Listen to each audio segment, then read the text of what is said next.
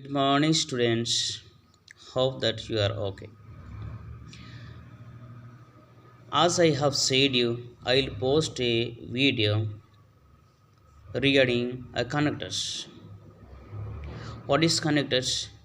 Connectors are the words we join together or related ideas. Connectors can be used to show two things.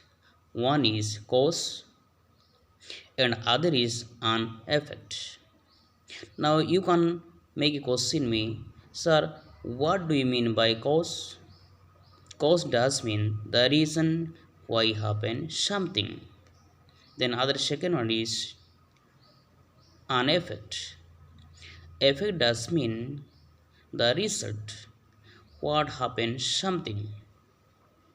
Again now you can ask me, sir, what are the connectors? Yeah, there are some connectors such as since, so that, but, because, therefore, etc. Okay?